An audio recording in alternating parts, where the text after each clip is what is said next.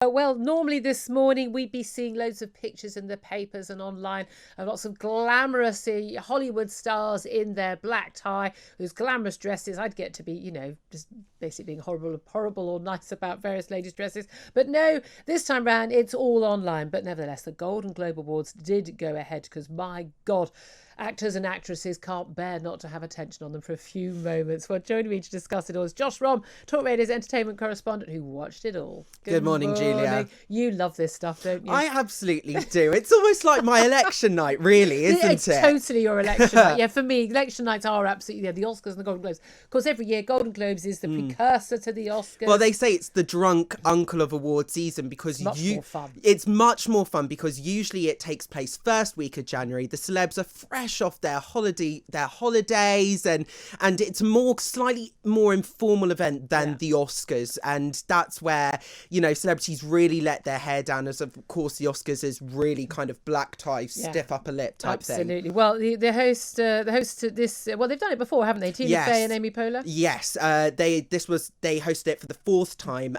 nearly catching up to Ricky Gervais, who was hosting it for the fifth time.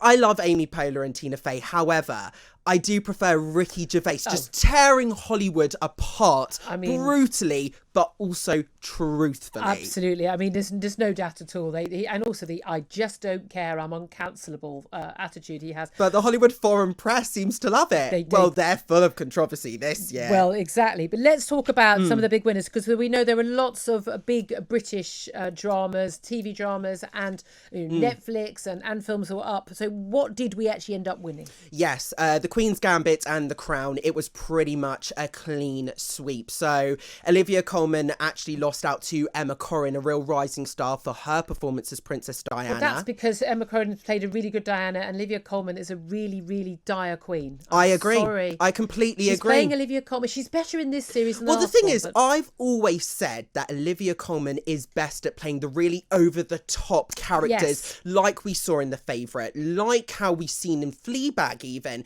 But the Queen is not over the top. The Queen is very much measured. Yeah. And Olivia Colman was more cold than Claire Foy, and that's why, I really didn't rate her in season 3. In series 4, I agree she was better. Definitely better. But Emma Corrin was outstanding. It really was like watching Diana. And also, I found Gillian Anderson as well, playing Margaret Thatcher. Superb. She won the award for Best Supporting Actress in a TV series, and 100% deserved. And she beat out Helena Bonham Carter.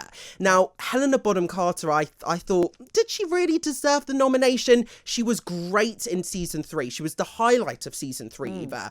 But she was completely overshadowed by both Emma Corrin and Gillian Anderson in season 4. Completely agree with you on that. Yeah, I mean, so The Crown won Best TV Drama Series and those 2 acting awards as well. No, 3 as well. Josh O'Connor of The Crown as well. Beating out Al Pacino, would you believe? Yeah, absolutely. I mean, that's quite a claim to fame, isn't it? Isn't it? In terms of motion picture drama, Nomadland, not seen that. Yeah, well, this is the thing. Promising Young Woman, this was the slightly disappointing aspect for the Brits, because going into the Golden Globes and even award season, Promising Young Woman, directed by Emerald Fennell, who actually played Camilla Parker Bowles in The Crown, and it stars Kerry Mulligan. That was kind of going in as the favourite, so to speak. But Nomadland kind of sneaked it and caught the kind of critics by surprise. And that was the slight disappointing aspect for the Brits, because neither Emerald Fennell, the film, or Kerry Mulligan received the recognition that arguably they deserved. But I don't know if they actually deserved it, because it hasn't been released in this country yet. Well, there is a small point there, yeah, exactly. And also, leading actor in a drama was Chadwick Boseman, of course, the late Chadwick Boseman, and from Ma Rainey's Black Bottom. And in fact, obviously, a lot of tributes have been paid to him since he's very sadly died. A lot of his filming was done while he was unwell. He was suffering with cancer, which makes the performance even more that impressive. Yeah. But what's very interesting, Rosamund Pike, I think before the Golden Globe, she received this nomination for I Care a Lot, and now I think she's received a lot more momentum going towards the Oscars and BAFTAs. And I Care a Lot, it's this kind of black comedy thriller, absolutely fantastic.